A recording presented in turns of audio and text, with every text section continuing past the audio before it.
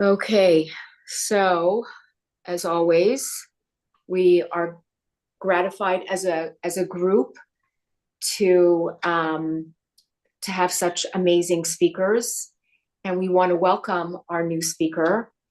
Um, and thank you so much for doing this for us, Lisa Fournier. Fournier, is it Fournier? How do Fournier. you Fournier? Lisa Fournier. Fournier has over 20 years experience in energy healing. She's a certified body talk practitioner and emotion code practitioner. Lisa empowers her clients to break free from emotional blocks, transform deep seated beliefs, and change their unhealthy behavioral patterns. Her mission is to help you break free from whatever's holding you back so you can step into your true, powerful self and fulfill your purpose in this world. Lisa is also known as Sarah Shaposhnik. She lives in Ramat Beit Shemesh, yay, and she's the author of the Balabusta's Daily Organizer, a daily planner for full women, now in its 15th year of publication. Thank you so much, Sarah. We really appreciate it, and I'm going to put myself off and give you the floor. There you go. Thank you. Okay, great. All right, so here we go. Okay, so where do we start? Basically, we're talking about energy healing. Okay, that's what I do. I do energy healing. So everybody hears me good? Is the sound quality good? Everybody can hear me properly? Perfect, my Perfect. dear Sarah. Perfect. Thank Perfect. you. Okay, great.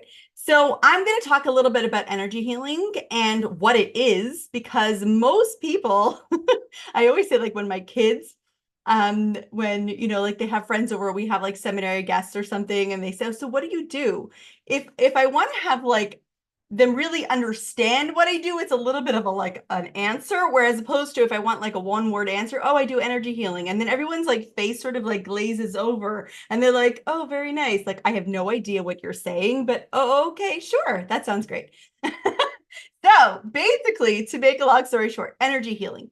Energy is something that we are very familiar with when it's sort of out there, like we have lights and the Niagara Falls is created into energy that we can use for lights, but we don't really understand what energy is in our own bodies, okay?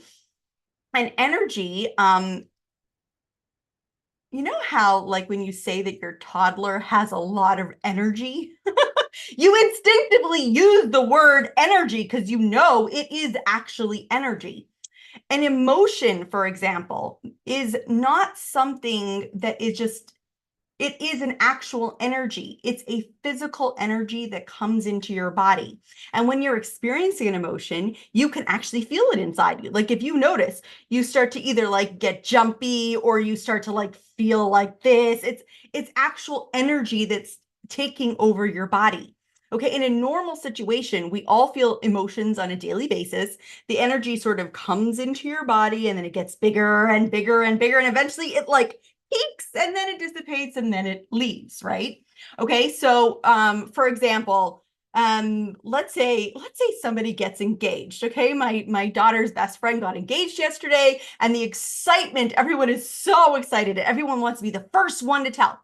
But let's say 3 weeks later, someone was, I don't know, unreachable, out of the country. They didn't know. Actually, I have a daughter who's in Poland right now, and she's coming back on a flight tonight, and she doesn't know anything going on because they're unreachable. So everyone wants to be the first one to tell her, right? But let's say 3 weeks go by. That energy has sort of dissipated and sort of like left. So when you tell that somebody got engaged, it's like, oh yeah, it's really exciting, but you don't have that same energy inside your body like you did when you first felt it, right? And an emotion is a physical energy, just like think of any emotion that you feel when you're feeling angry, right? When you're feeling excited, when you're feeling so happy. An emotion is a physical energy that comes into your body. Now, not all emotions make you feel like jumpy. Some emotions feel like you feel really heavy, like feeling depressed or sad. But an emotion is a physical energy that comes into your body. Okay, so let's like look at it like a nice little ball of energy here, right? And it comes into your body and it sort of gets bigger and bigger and bigger. You ride the wave, eventually it dissipates and it leaves. Now what happens if it doesn't leave? Like, what happens if it gets stuck? Okay, like, why would it get stuck? So, right, that emotion comes in and it starts to get bigger and bigger and bigger and bigger. Well, what happens if you don't want to feel that emotion? You sort of like keep stuffing it down there. You push it down and push it down and push it. Oh, or you run away from it. Like I have to go shopping. I have to go eat chocolate. I have to go talk to someone. I don't know. I have to do all kinds of things and not deal with this emotion because I don't want to feel that emotion. Or the emotion is just so overwhelming that we run away from it, or we push it down, or we ignore it, or we say, me? I'm not jealous. What are you talking about? No, I don't have that emotion. No. I'm not a person who gets angry. I don't get angry. No. So you pretend that it doesn't really exist because you're very uncomfortable with it. So you push it down. So then it doesn't get the opportunity to get bigger and bigger and bigger and peak and then dissipate and leave because you just keep pushing down. That's when you get something what we would call an emotional blockage or a trapped emotion. Okay. I'm an emotion code practitioner. I'm just going to share my screen. I'm assuming I can't share my screen. Well, No, maybe. I'm gonna let you share 1 second. Okay, I'm great. gonna let you All right, share. so I'm an 1 emotion minute. code practitioner. And I'm going to show you what the emotion code is. The emotion code is actually one section of an app called the Body Code, which was created by Dr. Bradley Nelson. So I trained in with him. And the emotion code is basically a chart that gives you a whole bunch of emotions. Okay, you could probably, in essence, just go find a chart with a whole bunch of emotions. And what I do with my clients is I help find where are the trapped emotions. Okay. Now, the question is, like, first of all, you're going to add, oh, here we go. Now I can share. Let me just show it to you. This is the Body Code app right here. Okay, so what I do, I'm going to tell you in 1 second what I do. Well, I'll just tell you right now first. When I help my clients locate where their trapped emotions are, okay, so these emotions that get trapped in your body, like, why do we care if they're there? Like, so what? I don't even notice them. Are they actually real? So that energy that's trapped in your body, what happens is it blocks your energy flow, okay? And wherever it's trapped in your body, it can cause susceptibility to illness. It can cause susceptibility to injury. It could cause physical pain. Okay. The number of times I've had clients who come to me and they're like, so I have a pain in this place and I've already gone to every doctor and everything. And they say that it doesn't exist. Okay. And it turns out that it's a physical pain manifesting as, it's a trapped emotion manifesting as a physical pain. It's actually how I became a believer in this whole system. I started out with a different modality called Body Talk in 2003. And when I made Aliyah almost 10 years ago, somebody sort of sent me an email saying, hey, want to go to this? And I was like, I just made Aliyah and settled the kids. And I was like, yes, anything, just get me out of the house. I need something to like get out, after you like settle and get all the kids in school and it was like really like, oh. So I went to this, it was like a 2-day event in the Inbal Hotel, Dr. Bradley Nelson, and he was presenting this whole system. And I was like, no way this actually works. And I went home and I tried it on myself. I'm going to show you in a minute how it works. And because I already had been doing energy healing for 10 years and I already had the kinesiology, which is how I locate the emotions, I was able to jump in and try it right away. And what came up right away for me was a whole bunch of emotions in my right hip. Now, at the time, I had a physical pain in my right hip that was so uncomfortable for me for 14 years. I had had it since the labor and delivery of my oldest child, who at the time when we met Aliyah, he was 14.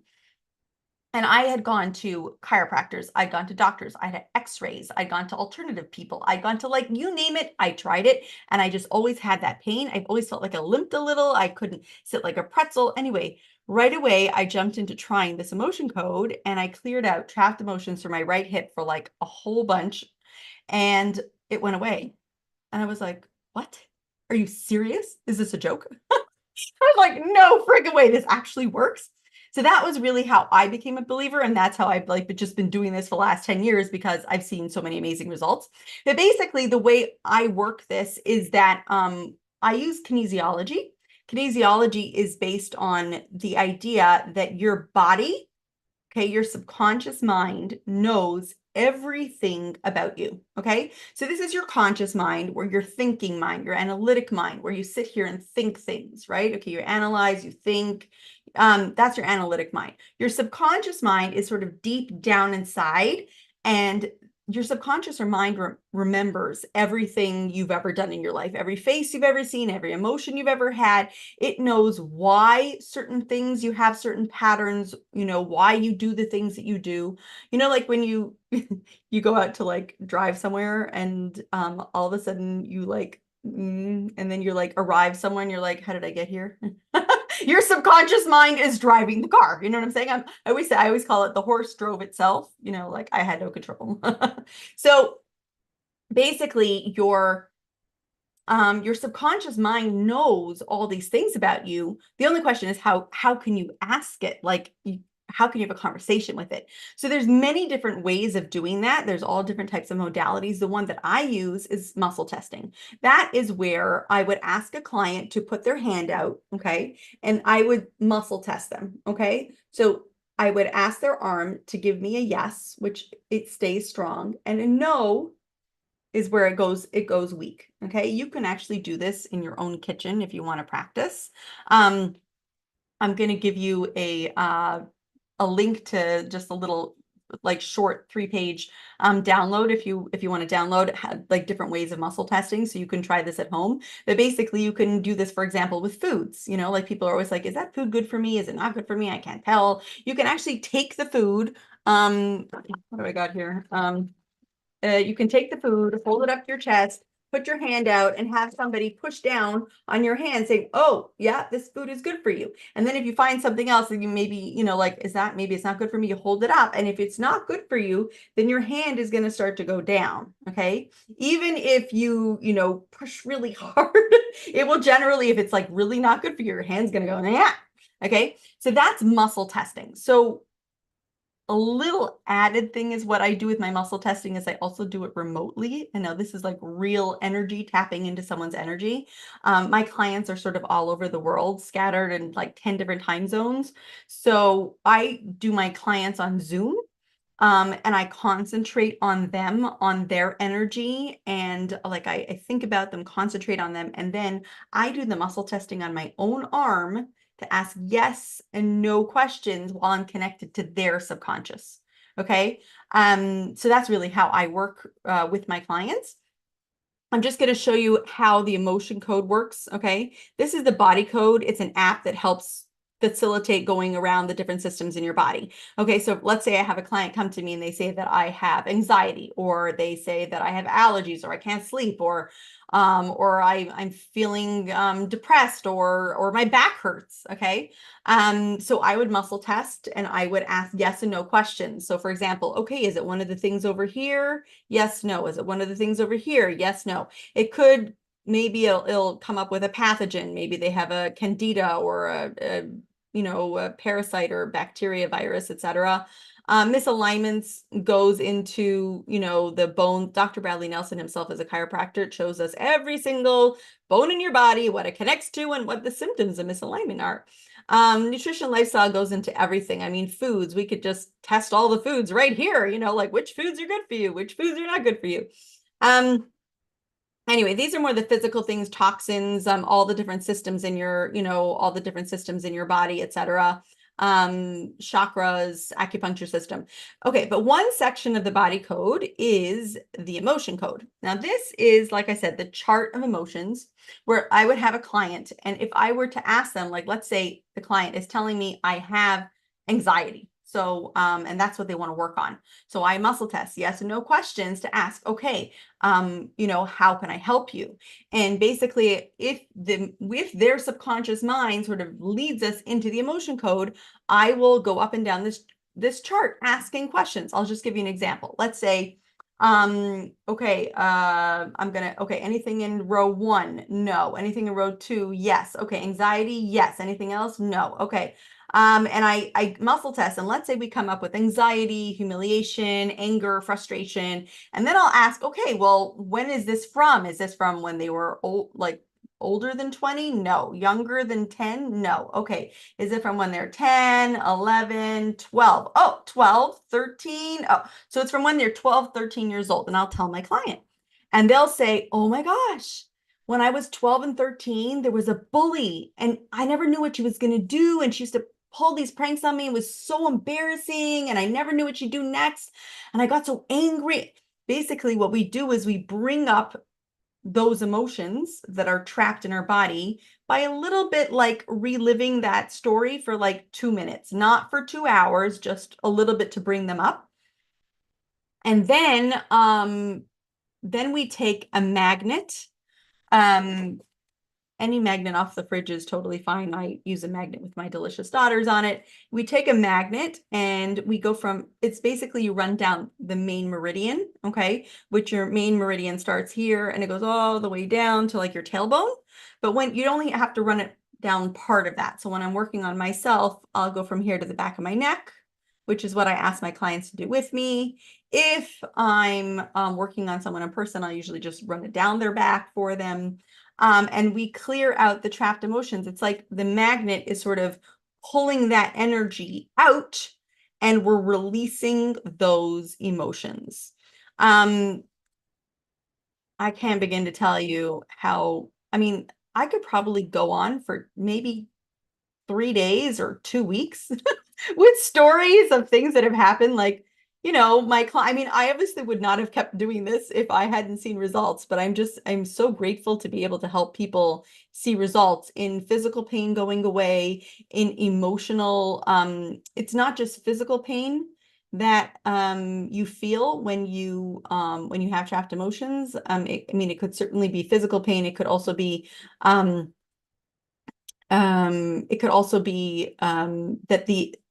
the emotions that are trapped in your body from different times in your life, you sort of like keep running into situations where you end up feeling those emotions again. So it's almost like you're stuck in those emotions. So somebody who felt a lot of anxiety when they were little, they might still be feeling anxiety a lot when they're older. Somebody who had a lot of injustice done to them when they were younger, and had a lot of anger, that anger could still be inside them. So their anger keeps coming up. You heard what I'm saying? So it's not just that physically it's affecting you, it's affecting you emotionally. That actually leads me to the next thing I wanted to show you.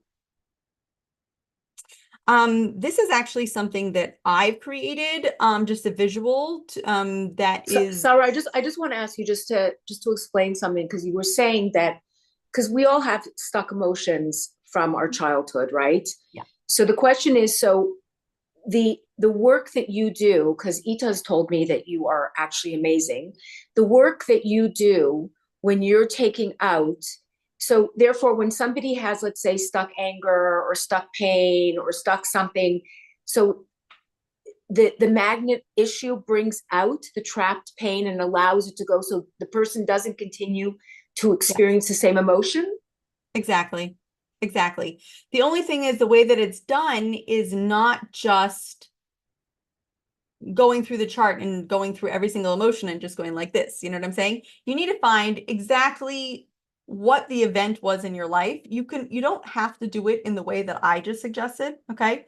There's many other ways of doing it. There's ways of journaling. There's ways of sort of talking to your subconscious, or ways of just like letting your mind chatter be quiet and just like connecting and listening deep down. There's also ways of doing it where you reverse, like instead of looking for the emotions and what do they have to do with, go back to the life event. You're like, I know that I had this trauma when I was this age. Then sit down and let your subconscious tell you what were all the emotions you were feeling. Like I had this event, like when I was 12, 13 years old, that the kids were bullying me all the time. Let yourself go back to your 12, 13-year-old self and listen to your subconscious talk about it.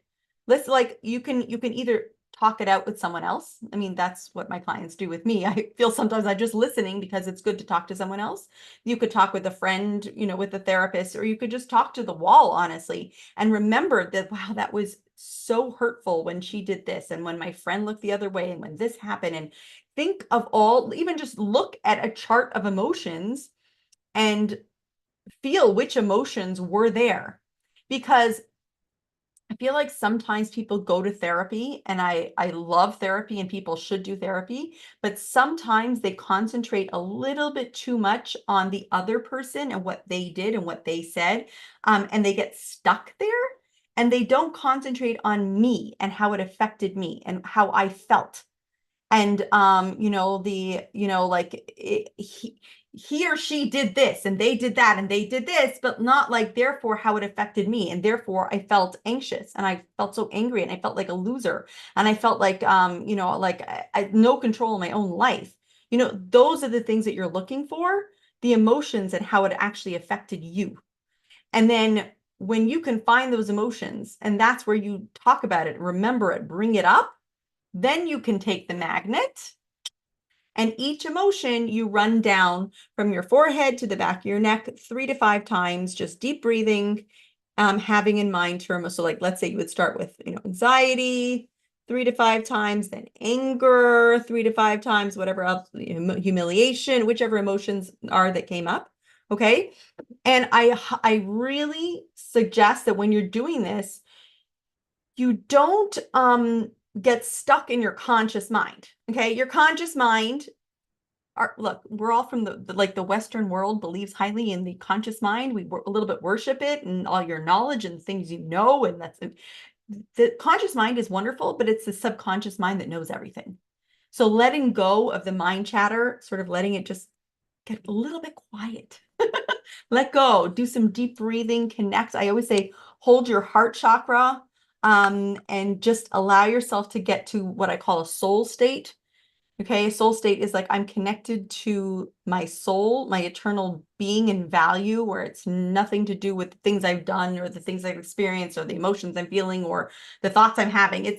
That's just an experience, what I call a human experience. Okay, just get down to a soul state, do some deep breathing, and then like allow those emotions and that experience to come up. And you can really do this from any angle. Like you can do that deep connection and ask like, what's the root of this emotion? What's the root of this feeling frustrated in this situation? What were the emotions I experienced? If you want to do it like from, that certain trauma that I went through, like, you know what I'm saying? When you find those emotions and allow them to surface, the thing that you didn't allow happen back then, right? When you were pushing them down and trying to avoid them, allow them to come up, allow them to resurface, and then you can take the magnet and pull them out. Just one more thing I wanted to show you is how this can affect you. This is something that I've been working on. This is not to do with the emotion code. This is something that came very obvious after working with many, many, many, many, many hundreds of clients. I see that the subconscious, I like literally reach in and talk to the subconscious of my clients. So I see the subconscious do the same cycle over and over again all the time. So I've sort of like made it into a graphic that helps you. I called it the mind conscious map. And I help you understand sort of, people often don't see where their patterns are coming from. Okay. So for example, let's say you take an action that you don't want to take, like you get angry, you yell at everybody, or you go and eat way too much chocolate, or you stay up too late, wasting time, or you don't take action, you procrastinate and you don't pay your taxes or do the things you're supposed to do. Or maybe you're stuck in an emotion, or, like I'm, feeling anxiety or depressed, or, okay. When you are stuck over here, it's not like you had a thought. Like this morning, I woke up and decided that I'm going to yell at everybody in my life. Or today I woke up and decided that I'm going to procrastinate and never do anything with my life. What happens is something triggers something in you. Okay. And then you have all these very quick little thoughts flying through your head that you sometimes notice and sometimes don't even notice. And those trigger emotions. And those emotions are what push us to take action or not take action. Okay. But where do those thoughts come from? How come you and I can go through the exact same experience and we have different thoughts, right? That is because we have different beliefs, which are coming from different life experiences. Okay. I'm going to make this a little bit more tangible. a few months ago, one of my neighbors was making a wedding. Okay. So one of my neighbors was making a wedding, and she's a neighbor that I like very much, and we schmooze and everything, and I was invited to the wedding, but she's not like one of my best friends.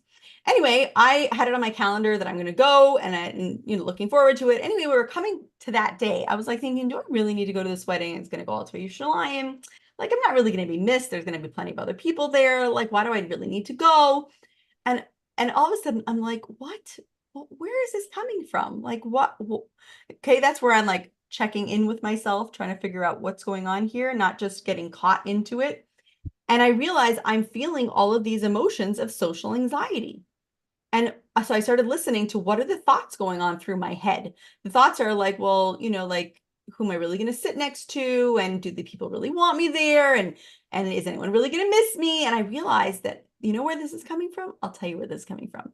Okay. When I did this work, I had a lot of trapped emotions from when I was in elementary. There was a few years in elementary school when I was in like 4th, 5th, 6th grade, that there was this bully in the class. And this bully used to bully me and call me names and tell me that you don't have any friends and nobody likes you and you're weird. Okay. So I developed a belief that I don't have any friends, nobody likes me, and I'm kind of weird. Okay. So what happens is, because of this life experience, which is where I have the trapped emotions, right, that are sort of holding me back in those emotions, that created this belief inside of me that said, I don't have any friends and nobody likes me. So then, therefore, when I come to social events, this belief creates thoughts in my head that say sort of like, we don't really need to go. Maybe you shouldn't go. And because I believe that if I go, well, I won't have any friends and nobody will like me and I'll be awkward. Right. And then that creates all these emotions of social anxiety and like, I don't really want to go. What am I doing? And then I don't take action. I don't do the action that I want. I don't go to the wedding. So anyway, in this situation, I caught it because I had done all this work and I was like, oh my gosh, I know where this is coming from. No freaking way. So, and this is after I've done all this work. So what did I do? I went back and realized, okay, this is coming from this life situation. I've already cleared out the trapped emotions. Okay. That would be the first step. Just go find what those life events are that created this in you. Then the second thing would be to change the beliefs about that. I'm like, am I really going to live the rest of my life based on what a 10-year-old said to me? Really? A 10-year-old told me that you don't have any friends and nobody likes you. And therefore, the rest of my life, when I'm 45 years old, I'm going to say, I can't go to the wedding because I don't have any friends and nobody likes me. So I changed those beliefs. Now, when I start to get those emotions coming on, I need to make those thoughts in line with these new beliefs. No. It's not that I don't have any friends and nobody likes me. I do have friends. People do like me. I'm going to go and I'm going to have a very nice time. But you still might end up with emotions that are, sort of running you over. That's where you need to learn the skills of emotional regulation, being able to, like, again, get centered, breathe, understand that I'm having a human experience. It's only an energy. It's just coming in. It's going to grow, it's going to peak, and it's going to leave. And we're just going to go about our day and understand that these emotions come and go, and then we're going to keep going. Anyway, because of that, I did take action. Okay. And by the way, when I was feeling those emotions, they were big. I even called a friend to help me work through them as I was in the car on the way to the wedding. And then I took action and went to the wedding. And you know what happens then? This is the best part. Best part. These actions become your new life experiences. Okay. I went to the wedding. I had a great time. All my friends were there. It was so much fun. And then that became my new life experience, which means that reinforces my new belief that I do have friends. People do like me. I'm going to go. I'm going to have a great time. Right. Okay. So this is just an awareness and understanding for yourself that sometimes you can get caught in patterns that you don't even realize that this has anything to do with the energy in your body, that like you had trapped emotions from years ago and that got you stuck in something. You have beliefs inside of you that you're not even aware of. Like, what? I believe that I don't have any friends and nobody likes me. I don't believe that. Well, actually, deep down, I have a little bit of a fear of that, right? So once you can clear out this emotional blockage and sort of work on each step of the way, that helps you to then come into this situation and take new action, which again becomes your new life experience and creates your, reinforces your new beliefs and creates a new cycle in your life. Okay. What if you don't remember the details of what happened because you were so young? That is a really good question. Okay, so like, look, I cheat. I'm very, very clear that I cheat. I am a cheater. I just muscle test. That's like, I always say I cheat. It's like embarrassing to say I cheat. I just ask. I'm like, okay, was it your mother? No. Your father? No. Your teacher? No. Your friends? Ah, friends. Okay. Was it like, you know what I'm saying? So when I work with clients, I cheat. So again, you could learn to cheat, which I'd say is like muscle testing. It's not really cheating, but I'm saying I call it cheating. It's so easy and fast. You just have to learn how to do it first. But the other option, like I said, there are so many different ways to access your subconscious mind. There's a lot of journal therapy. There is a wonderful lady in the From community who has a book on journal therapy. Write Your Way Home. She's awesome. And she has spoken for us many times. Yeah, so She's she teaches amazing. that, like literally so many of the Amazing. things that she teaches, like when she does the mind mapping, that's literally whatever comes to your mind, that's like coming from your subconscious mind, in therapy, there's also one of the writing therapies is left hand, right hand, dominant hand, non-dominant hand. Your dominant hand writes a question, has to be written, and then whatever comes up is your non-dominant hand writing the answer. That's your subconscious mind. There's meditation where you let go of your mind chatter and you sort of ask a question and you let it come up. There's so many different ways to access your subconscious mind. The main thing is you have to let go of the mind chatter, like let go of all those thoughts that just don't come quiet, and you have to like sort of connect with your deep down self, like your soul state. And that's like really important. There are many, many different tools, which I mean, I could certainly give more classes and explain them and give, those are like, that's really what I love to do. Um,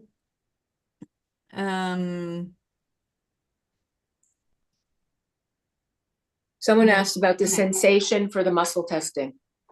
Did you see that? Someone said, what is the sensation for muscle testing? Maybe you should explain to them that the arm actually, it either goes up, like it just stays. Yeah, it's just your arm. Loses I its tell the strength. clients, just hold your arm out.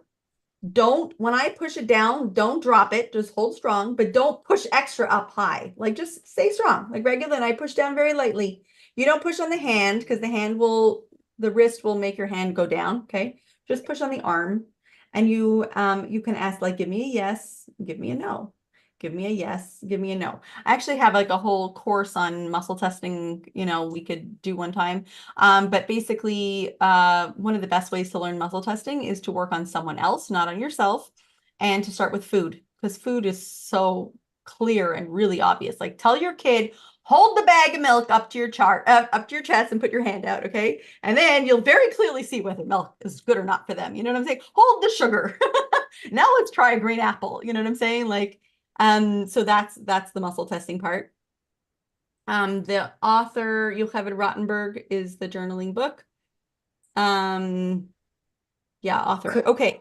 All right. So here I think my time is about up. I'm going to give you a few just links to just different ways to be in touch with me. First of all, if you don't mind, I'd really love to ask just a quick question. I'm planning for myself to do a bunch of trainings coming up in the near future. And I know that people are interested in a bunch of topics. I just don't know which one is the most pressing. So if you want to by any chance answer, what if you were to be interested in a training with me, what would be like one of these or another topic that you'd really love to hear more of? And it can also not just be for yourself. Could also be for like a child or a spouse or a family member. So you know what, Sarah? I'm going to share your email. I'm going to share your Okay. email in the WhatsApp. I'm going to share all the different links, and then people can get in touch with you directly. Okay, great. I have like a link to my website, and I have a link to the muscle testing PDF that I said that I would give you. And then just one other one. Yeah. So, And then someone else said self-healing. Somebody mhm. mentioned self-healing, that they would be interested in self-healing. Okay. Anybody else? Could I What would ask some, could I ask something? ADD of course focus. you can. Of course Thank you you. can. Thank you so much, Sarah. It was amazing. I love your laugh, bringing a lot of simpa. Okay, I'm curious, based on your individual description of your own clearing the belief and clearing the motion, and then creating a new experience with a new belief. If we could do this collectively, clear our emotions of being victims over 2,000 years, and create new beliefs that we are really in Geula, could we possibly make a new experience together? Could we do that? You mean a collective nationwide? Collective? No, just, well, of course, nationwide Halavai, but I'm saying just on Nomi's group, the 100 of us, if we were to clear our emotions as a collective and create new beliefs the national beliefs, the national emotions that have come out of World War II, for example, are stuck. I think we have a lot Right. of, Trauma. World War II trauma that could we try to do this as a collective in our group to clear those Holocaust emotions, traumas, and create new beliefs? Like, could we do an experiment like that? That's all. And create Okay, so new I'll tell you, when experience. I muscle test that and I ask whether that's a possibility, I'm not really getting a yes from that, and I'll tell you why I think. I think it's because, like I said, you and I could go through the same experience and come out with very different emotions trapped, very different beliefs. Like my bubby and my great aunt, my bubby and her sister, they both survived the war, and they both came out totally different people with totally different experiences, with totally different belief systems. So it's not like you know what I'm saying? It's very individualized. Right. It's not So, universal. Right. But I Mhm. wonder if something like this, Ita, I'm wondering also, because I don't think it's a personal experience, right? I don't really think that this issue is we only have a few more minutes, but I don't think Right. really this is a personal issue. Mhm. I think it is a collective issue Of a that gullus Am mentality. Yisrael, You see, right? I hear what think you're that I think saying that Am Yisrael because has a collective trauma about what we've been through and certain belief systems. And I think if we would share those belief systems, I think most people maybe are afraid to say some of the things that they actually are feeling deep down about this, but that there would be a collective understanding. I think it would be more that some people would feel embarrassed or ashamed or not good enough, or they would be ashamed of themselves to have such feelings. But I think that if everybody deep down went into themselves, and maybe we should do this, maybe we should do next week, we should do some sort of meditation where we collectively get into that space. And then we almost collectively create together a different mindset with a different belief, maybe even of God, of the way God exists in the world, or the way that we see God. I think a lot of it has to do with the way that we perceive God, or we've been made to perceive God based on our trauma and based on our personal experiences, and therefore projecting that on. Right. I would think that if we can get I 100 hear what women you're saying. I'll together tell you, and do when something, go ahead. when I work with clients who've gone through a similar life experience, I often find that they have very similar beliefs. It doesn't always come out as the exact same, but like let's say someone who's gone through a childhood type of abuse, like similar situation to someone else, they often will have a very similar belief to someone else. So like, I hear what you're saying. Like, I feel like that's why I feel like it's very helpful to help people in group settings, because they can help each other and support each other in the things that they're going through when they're going through a very similar situation. You know what I'm saying? Like, that's why people love classes, you know, like we've all, like, let's say, for example, a group of everybody with kids with ADHD. So like, we all need help with these kids with ADHD. And we're all going through something similar, you know what I'm saying? So on that side, I do hear you. There are two people with their hands up. What does that mean, and how You know what? We're just going to take one, because I have to be somewhere very, very soon. So I know Charlene's hand has been up. Charlene, you want to ask a question? Yes, Go ahead. thank you for your talk. I just want to know if you could have another session about, you talk about the soul state, you know, the soul, not the subconscious, the soul. So it seems to me quite different. And also, I have a question. We all are going through trauma all over the world because of what's happening in the war in Israel. Maybe you Right. can take it from there and we can work as a group. Right. Right, I hear you. Okay. So Thank you. I want to tell you, I think that I think what Ita said was a really wonderful idea. And there are some, you know, if you look at Hannah Mason, who runs these amazing groups in Eretz Yisrael, I know she does, where people come together, they do this breath work, and they create almost a energetic sort of light to bring out into the world. I know the Meir Ranan, you know, even with Sarah Yehudit Schneider, you know, I'm wondering if we can even, you know, if we can get 100 women on, maybe do a little bit of Tillim, right? You know what would be a really amazing idea? And I was talking about it with Naomi, and maybe we should do it like this. I don't know if Naomi's still on, but Naomi wants this too, that if we can organize to get 150 women on, or even 100 women on. And maybe if we would take upon ourselves to say the full book of Tillim. So we don't have to do it out loud. So everybody takes a parak, we say it quietly, and we finish the book of Tillim in, let's say, 10 minutes. Okay? Right. And then what we can do is maybe collectively we can get somebody like Sarah Yehudit Schneider, who is, you know, one of the whatever in meditations and being able, or Meir Ranan, and maybe really creating this collective sort of, with the tefillah that we've taken, this collective sort of thing that Ita was talking about, and maybe taking it out as a group.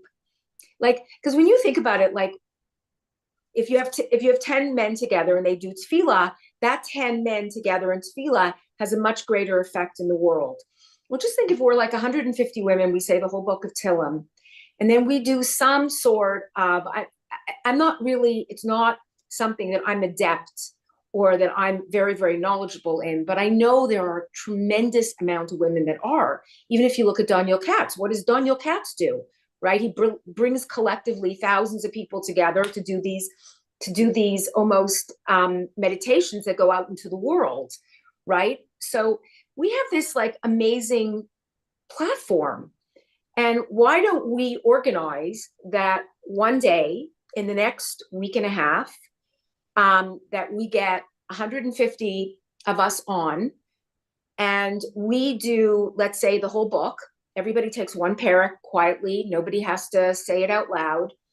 And we do that. And then we have somebody who collectively takes us into a different consciousness to really work as a group together, someone who's really knowledgeable in this, because it's not me, and brings us into the ability of energetically connecting to